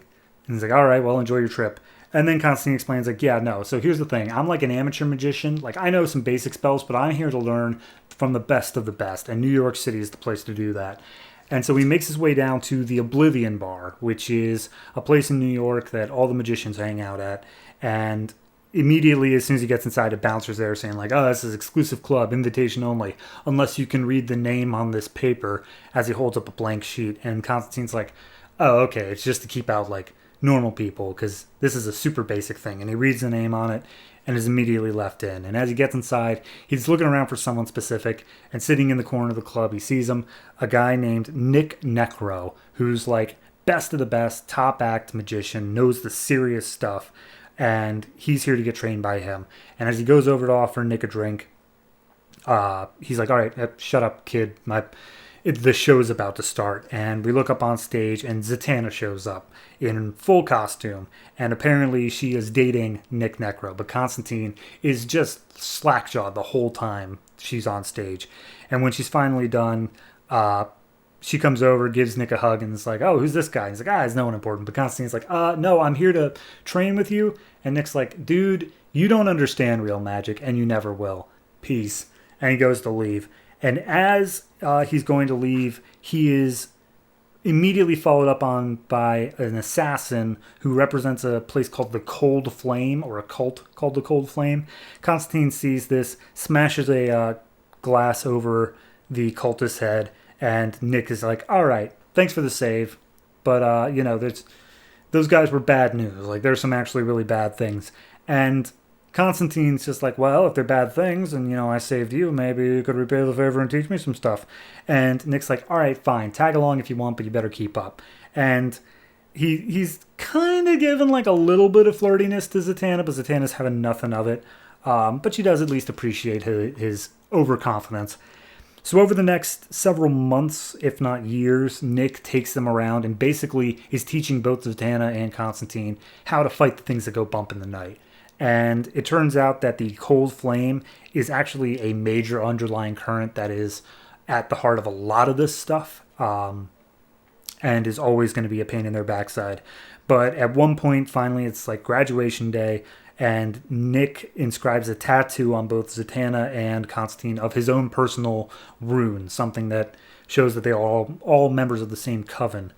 But after that, something changed in Nick. He stopped going from wanting to like help people and stop the things that go bump to going after ultimate knowledge. And to do that, he wanted to find the books of magic, which they don't even know exist. Like, it's just a rumor. But Nick is getting into some serious dark magic to the point where Constantine's comparing him to that of like a junkie who's unable to get his fix. And Constantine and Zatanna are both kind of left on the outside of this, talking like, hey, I'm not sure he's ever really going to come back from this. And at the same point, do we really have anything left to learn from him? Like, I feel like we're both kind of at the limit here where we're all equals. And they're like, yeah, maybe, Constantine basically admits like, yeah, I didn't really stick around for Nick anymore. I found a different reasons to stick around.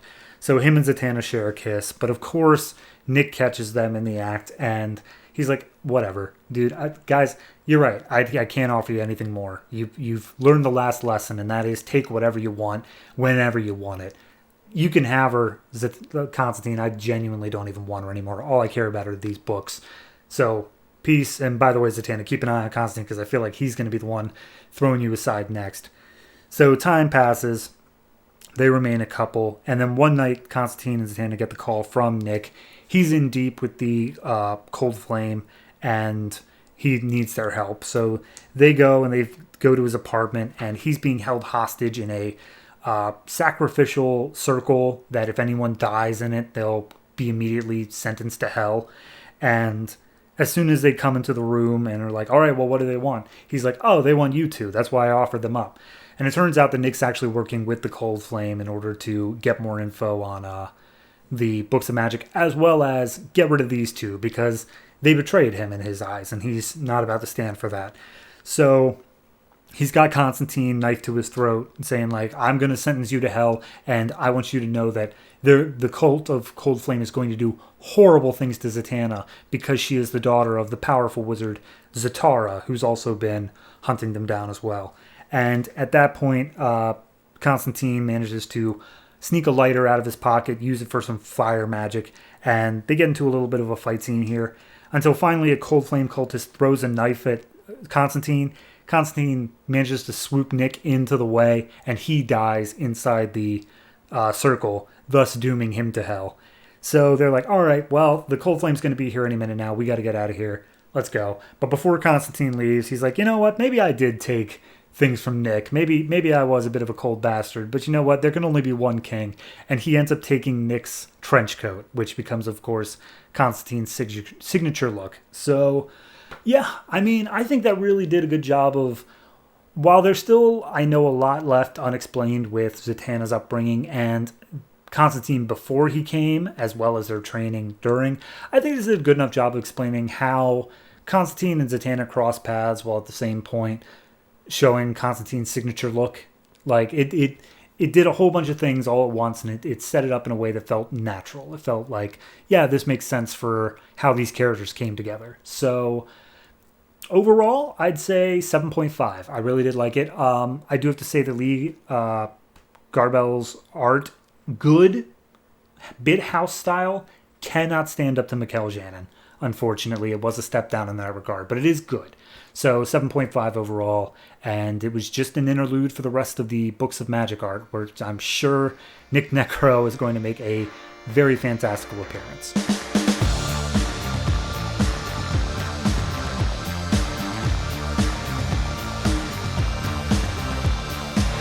Phantom Lady and Doll Man number 2, written by Justin Gray and Jimmy Palmiotti, art by Kat Staggs. After the last issue, Dane, I believe his name was shrunken down into dollman sized, and Jennifer was taken kidnapped hostage by Cyrus. This issue picks up with Jennifer being dangled upside down in a bunch of chains, where Cyrus has a baseball bat and is seemingly about to hit her. And they just basically keep on going back and forth, where it's like, I can't believe you did this to me, Jennifer, though I gotta say, you being so duplicitous, kinda hot. And she's like, just do whatever you're gonna do, man, because I'm not gonna break. And he's like, well, I'm not even going to hit you with this baseball bat. I'm just going to toy with you for a little bit. I'll be back tomorrow morning. Maybe I'll kill you then. Maybe I'll get you dinner. We'll see.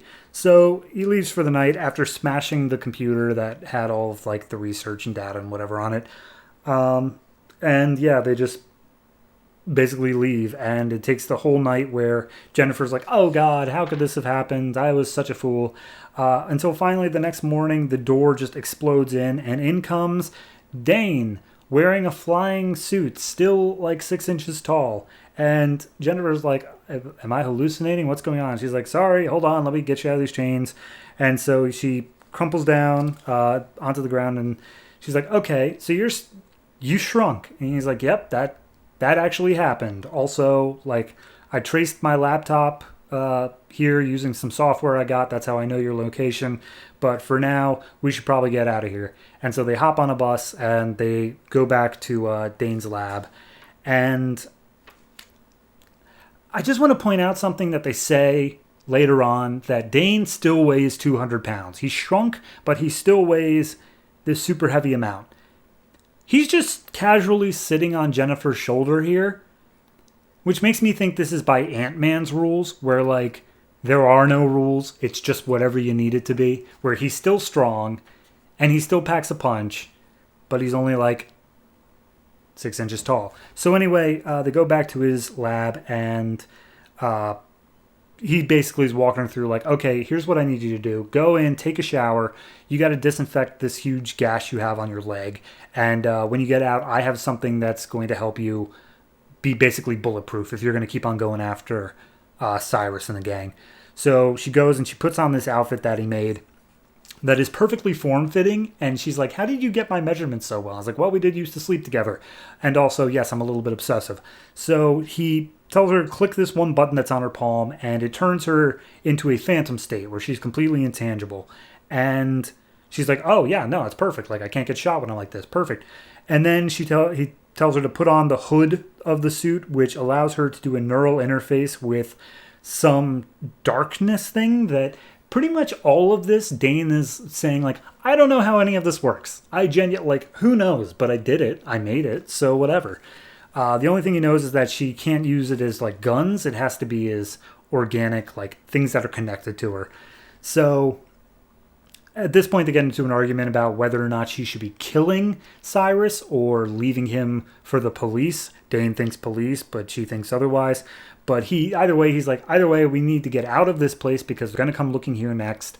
And we need to get a place where you can train with these powers. So they go up to, I believe it's it's Dane's parents' place up in a city up north. And she's just practicing with her powers for 2 weeks, and she's walking underneath a whole lake bed, and she's like, hey, how come I don't need to breathe? And he's like, I don't know. Anyway, do you want to go ahead and come up with code names? And she's like, well, you've used the word phantom before, so I guess I'm Phantom Lady, and I guess you can be Doll Man because you're wearing doll clothes. And he's like, that's a horrible name, and I don't want it. And she's like, tough, I'm going to call you Doll Man, maybe Doll Dude. So at this point, he starts getting a little bit ticked off, and he's like, all right, well, let's see if you can handle me in a fight. So he's not even wearing his flying suit at this point, and apparently he shows that he can jump really high, and he still is able to like flip her over his shoulder.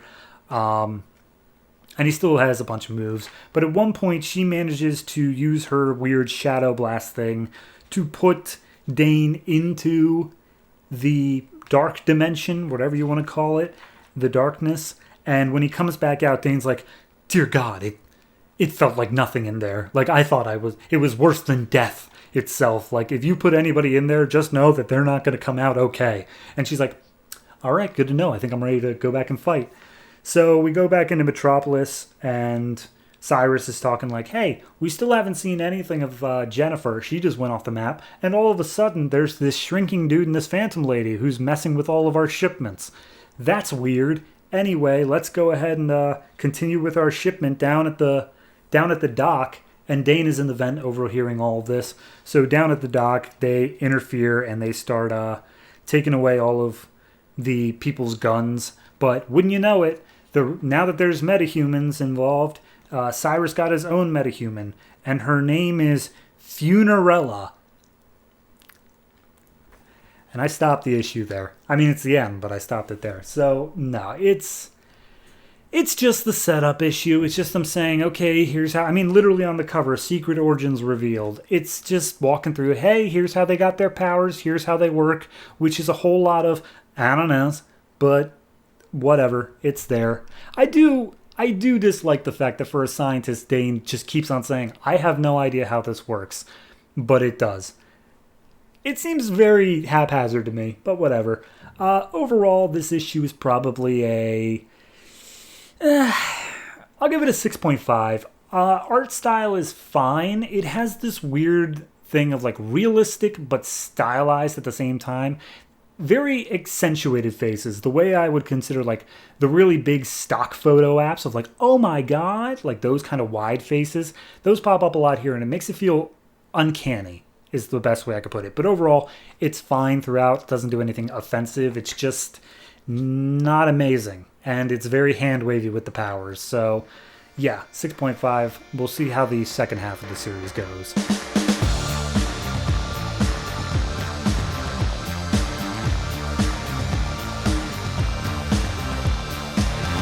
National Comics Rose and Thorn #1, written by Tom Taylor, art by Neil Gouge. This is like a weird Jekyll Hyde thing going on. It gets more explained later on. So we open up with a dream sequence where Rose thinks she hears somebody screaming. She can't tell what it is, but she thinks it's herself. And then all of a sudden she shoots up out of bed. And it's a very girly bedroom. And she's like, oh, geez, I fell asleep in my clothes. I usually sleep in my very girly pajamas. Also, my back is killing me. And she's being called down for breakfast by her aunt downstairs because her parents are both deceased. And when she pulls off the cover, she sees that she is coated in blood. She screams, blames it on a spider, and then immediately goes to wash off the blood and discovers, oh, wait, this isn't my blood. That's not better. So at that point, the water hits her lower back. And she feels that pain again. She sees that there's a gauze pad on it, and when she peels it off, there's a tattoo underneath of a rose that has a little like label around it that says Thorn. And she's like, what in the hell do I have? 16 years old. Why do I have a tattoo? So the aunt's still calling, saying you got to come down. And she's freaking out, and she's like, I can't remember anything like last night. And also I have these huge blackouts from like my childhood before my dad died. There's so much here. But she goes downstairs and she talks to her aunt, and her aunt's like, hey, you were out pretty late last night. And she's like, yeah, I mean, you know, stuff. And she's like, hey, I get it. New school. You just got back from the institution. Peer pressure's probably telling you got to hang out after school. But hey, just do whatever you think is right. And she's a very chill aunt. So anyway, she gets into school, and one of the popular girls steps up called Sky, and she's like, hey, Rose, we had a great time last night. I didn't know you were so absolutely, like, I guess trashy is the best way to put it. Like, they say it last night, but, like, she is full on, like, this popular girl saying, like, you basically made out with my ex-boyfriend in front of me. You did horrible things. Like, you were drinking uncontrollably, and you went by the name Thorn, so that was weird. But this whole time, Rose is, like, apologizing, like, sorry, I didn't, but apparently the ex-boyfriend didn't show back up to school the next day. She's like, oh, crap, is that his blood? Is that Troy's blood? And so she tries to get Troy's number. The Sky just gives it to her, like, no problem. And he doesn't pick up immediately. But then we see her friend. I can't remember her name at the moment. Her friend, who's actually, like, her friend as she's Rose, comes up and is just like, hey, why are you talking to Popular Girl? Like, that's unusual. And she's like, yeah, I don't know. Something happened. Anyway, so they've got a science class where they're going to be dissecting frogs. And one of the Popular Girls sitting in front of Rose pulls up a picture on her phone of Rose making out with Troy. And she's like, that was me? What the? I don't remember. I posted that? And at that point, she sees in big old scrawled letters the word mine written over the chest of the frog, which causes her to pass out. She wakes up and, by the way, the friend's name is Melinda. She wakes up and Melinda takes her back to the nurse. But before they make it to the nurse, Rose stops by her locker, pulls out her stuff, and she's like, I'm just going to leave school for the day. I've got some stuff I need to take care of. And Melinda's like, hey, about last night, I know I left early, but I was kind of just surprised when you tried to kiss me. But, you know, I've had time to think of it, and I'm totally not against it if you want it to happen again. And Rose is like, okay, so, yeah, thanks, Melinda, bye. So now she's got that on her plate as well. So she keeps on trying to call Troy. It ain't going through. She gets a taxi to go to Troy's place, and she gets a Facebook invite seemingly from herself, but from a profile named Thorn, and it says, hey, Rose, let's be friends. So she checks out Thorn's profile, and she sees all the crazy things she did the night before, until finally she gets to Troy's house, where she has like little glimpses of memories of her getting a tattoo from Troy's dad on the kitchen table. And apparently that was after Troy left. So then she starts flirting with the dad and starts making out with him. And then all of a sudden the dad comes in through the room. It's like, oh, Rose, what are you doing back? And she's like, oh, sorry, the door was open. And he's like, look, whatever you do, just, I'll get you the names. Just don't hurt me anymore. And we see that big letter mine was actually carved into the chest of the dad. And she has a memory of Thorn doing it as he's like tied up naked on a chair. And Thorn's just taunting him for thinking that he was going to get with a high schooler. And she's using that as blackmail against him so that he's getting some sort of list of names for him, or for Thorn, but Rose has no idea of what. And she just immediately like runs out of the house because she has no clue what's happening here. Finally, she gets back on her computer with new messages from Rose, and she just woke up after a blackout. So all of these are coming from Thorn. And she sees all the pictures from Troy's dad thing. And then Thorn actually left a video message for Rose that basically lays out the plot of, if this were a series, what would it be? And Troy's dad was apparently in on whatever happened to Rose's father. And Thorn keeps on pushing her, like, you got to remember, it's still there, you need to remember it. And she ends up remembering when she was a kid, the screaming she was remembered for was that her dad like was tickling her and was like picking her up, throwing her on his shoulders. And she's like, why were you yelling with that man? And he's like, oh, you know, sometimes adults disagree. But then shortly after that, he ended up dying.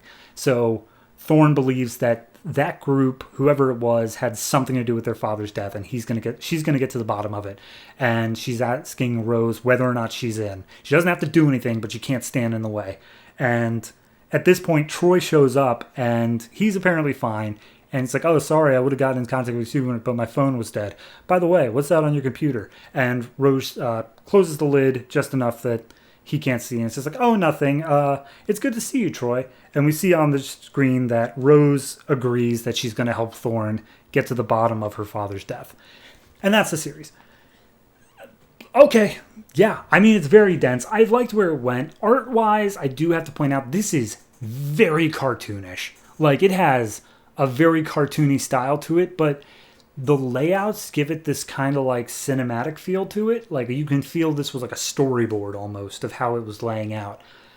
I liked it. I think it was very well written, and the art, it took me some time to get used to, but it works. I do think it works for this particular feel for it. And I could tell the difference in each panel between Rose and Thorn. So that's an strategy to its own right of trying to get that right. Overall, enjoyable. Maybe not great. Definitely not one-shot worthy. I think it needed to be like a mini in order to tell the whole story. Like I didn't feel like I got a full serving out of this particular issue, but if this were like a pilot for something bigger coming up, I definitely would have wanted to see more of it. So overall, I'd say this is probably a 7. Doesn't really stand up on its own, but the concepts are there, and I like how it was written. So I would love to see more of this. Unfortunately, I do believe this is the only one, but hey, Tom Taylor keeps showing up, so that's a plus.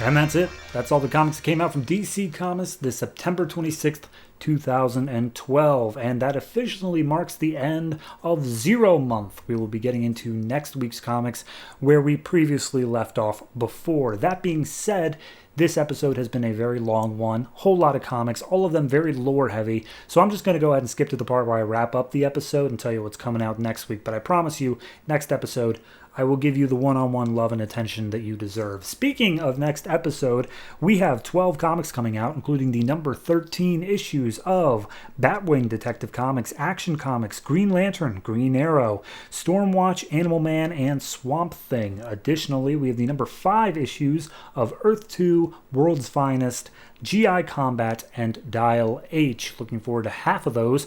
And especially worth noting is that Animal Man and Swamp Thing are starting officially their Rot World arc, and Green Lantern kicks off in a part 1 of Rise of the Third Army. All of that worth checking out if you get the time. That being said, if you have anything to say about those comics coming up, the comics I talked about in this episode, or anything at all, go ahead and hit me up on Twitter at DC Comics Podcast, all one word, at DC Comics Podcast. I promise you I didn't lose the login info.